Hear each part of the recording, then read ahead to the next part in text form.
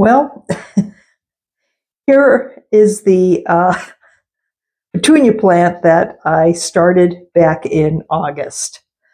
I really like this one because I really liked the way that there are some different colors and different shades of these, all on one plant. This is just one plant, one seed. One seed did all of this. So, yeah, it's pretty incredible. It's huge.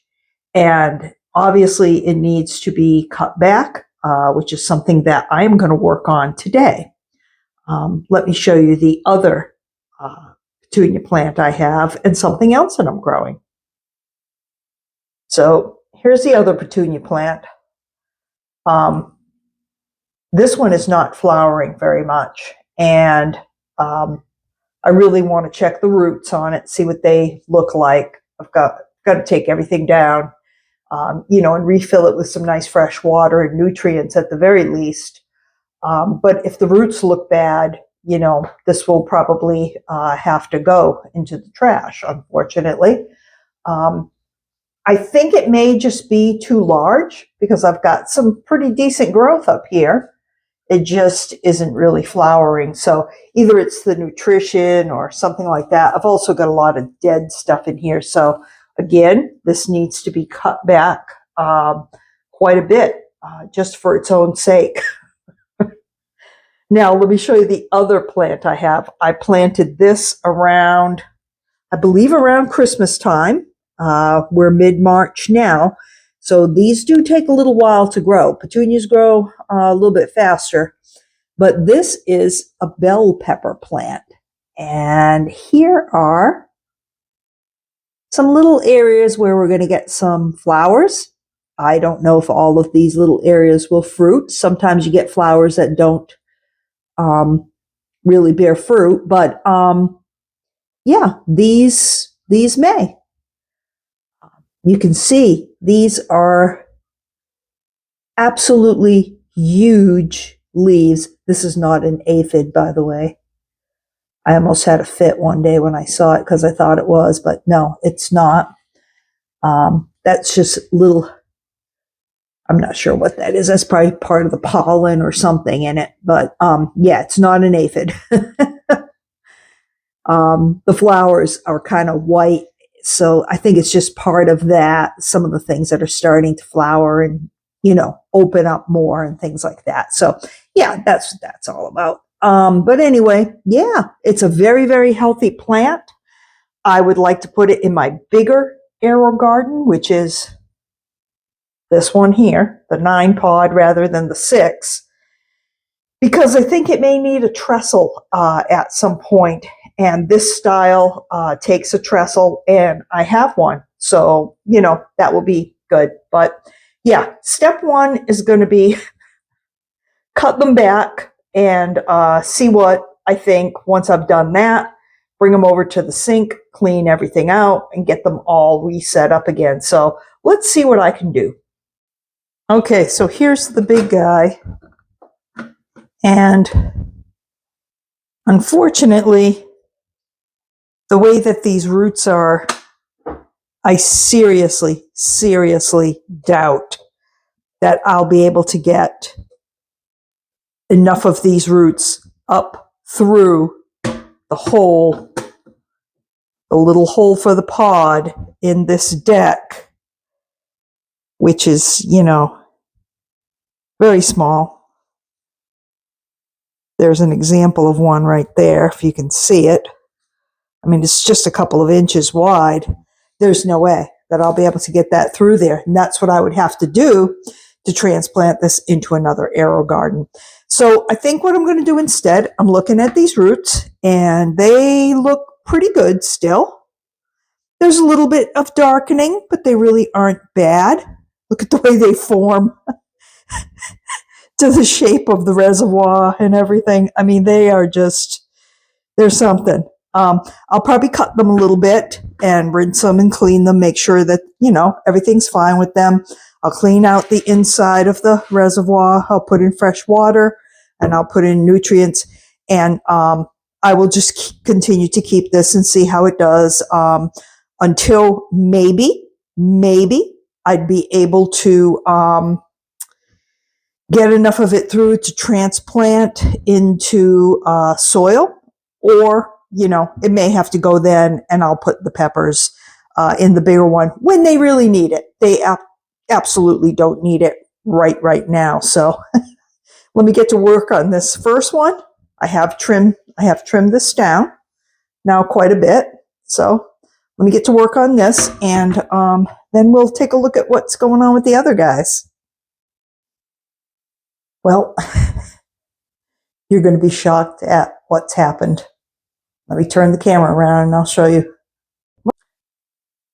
I ended up getting the pepper plant into the larger Aerogarden. So you can see here, these are where the little holes are to put, you put these little stakes in there, and then it's got a trestle that goes around, and that will hold it up for times that, you know, the peppers are heavy, because I'm going to grow some nice big peppers. That's my plan. So that plant is fine. But unfortunately, oh my gosh, what has happened? My petunias, no.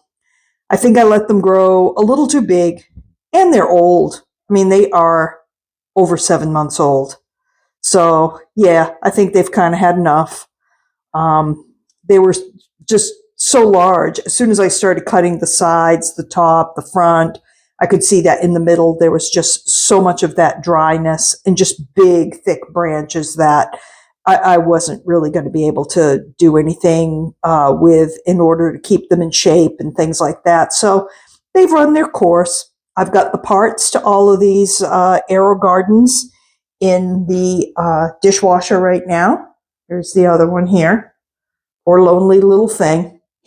I've got them in the dishwasher, and when they come out, I will transplant some other stuff in there. So yeah, that's the way it goes. And I'll keep you up to date on all that stuff. So that part's the good news.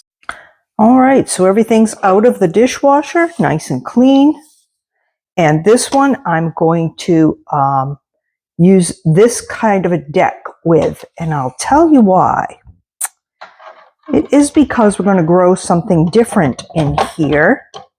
Some people may have seen this before. I think I showed it on my channel one other time. We're going to grow some microgreens. So these are the little microgreen seeds. These are red cabbage. And the way that you grow these is you sprinkle a lot of them onto your little grow pad here. And this gets thrown away after they grow. It's used up just once. But what will happen is when the pump goes on to this system, it will flood all of this top part. And then it'll shut off for, you know, an hour or so. I think it goes on once every hour for just a few minutes, enough to soak everything, and then it allows it to dry. And that process of soaking and drying the seeds causes them to grow. And when they've grown to a point where they have just a stem and 2 leaves, and they'll be about that big, an inch or so, maybe a little bit more, that's when we cut them and use them. We don't really allow them to grow into a full plant. Number one, they would never all be able to fit on this. So you spread a lot of seeds, but you don't let them grow for very long. And then once they're cut, they're just little sprouts. You can put them on sandwiches, salads, whatever. They're good with a slice of cheese on a cracker, things like that. So this one is kale. And this is pretty because it has a nice red stem. Well, they show red cabbage with it too, so I guess I'll have to remember which side I put each one on. I think I'll be able to tell by the flavor which one is which. They do take on the flavor of you know, whatever it is, obviously, that's sprouting. I've done broccoli. I've done radish. I've done peas, sunflower, wow, arugula, watercress, all kinds of things like that over the years. Like this. And there's tons of different ways that you can grow microgreens. Really doesn't have to be in a system like this, but just kind of interesting. All right. Wow, yeah, that looks pretty good. I think I might want to put just a little more. You want them to really kind of cover the area, but you don't want them to be like on top of each other in a pile. They get kind of too wet and they can get moldy underneath. And now we're going to put these covers on. These are to keep some humidity and warmth over them while they're growing. And I'm going to take it into the other room and set it up inside of the Aerogarden unit. So be with you in a minute. So here we go. Everything's running. There's our seeds all set to sprout. We've got our light all the way up as far as what it can go. That helps the microgreens to stretch up to the light and grow really nicely.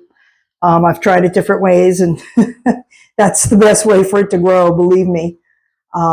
So that one's done. And I expect that these will be grown to the point I want them to be in about 7 to 10 days. They grow pretty quickly. I think the first out of the gate will probably be the kale, but I don't know. Not 100% sure on that. We'll see. We'll see. Okay, I'm going to set up the other Aerogarden now, and that's going to be something different. All right, so here we are again. You can tell this one looks quite different. It's got the holes in the top instead of that flat grow deck like we had on the other one. That's because this one's going to grow plants to their fullest extent. I'm going to grow some lettuce in here. So let's see. I'm only going to use 2 pods. You really can't use all 6 unless you plan on moving some of it when it gets to be too large, because they just won't fit, believe me. They won't allow, each other to grow, and you'll get 6 real tiny lettuce heads, which doesn't work very well, instead of, 2 nice big ones, or even sometimes 1. Some of them grow quite well and quite big. So this is going to be very easy compared to what I did with the other one. This has a sponge inside that already has the seeds in it. These are what Aerogarden gives you. They come in this type of a box. And they come with nutrition, plant nutrition. And I've already put that in. Now I'm going to put it in for the lettuce, but not the microgreens, because the microgreens aren't going to grow big enough to where they really need, any nutrition. Just water on those seeds will be fine to get them to grow to the level that, we need to just be a microgreen. The definition of which is, a stalk with the 2 first leaves. So push these down there so they get nice and wet. And these are the kind of little covers that go over these. And that's only till the plant gets big enough that it starts touching the edges. And then you can remove them. So, So I'm going to go bring this into the other room, plug it in, get it all started. Okay, so here's our second garden with the lettuce in it. Now on this one, I have the light all the way down. This is as far down as it goes. And I'll just be picking it up slowly as the plants grow big enough just to keep it usually about 4 to 6 inches above the plant.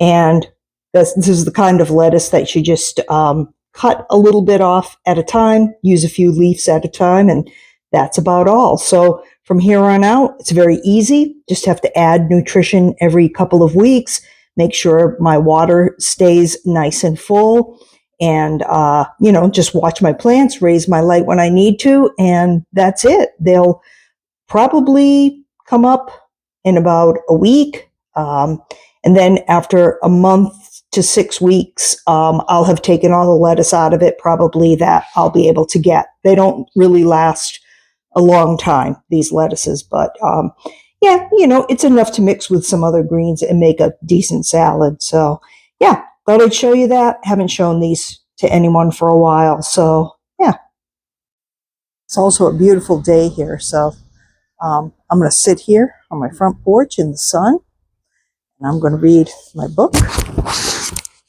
It's what I'm reading right now. Don't Cry for Me by Daniel Black. I'm into it about 100 pages or so, enjoying it quite a lot. Let me show you the co-host, and then I'll sign off.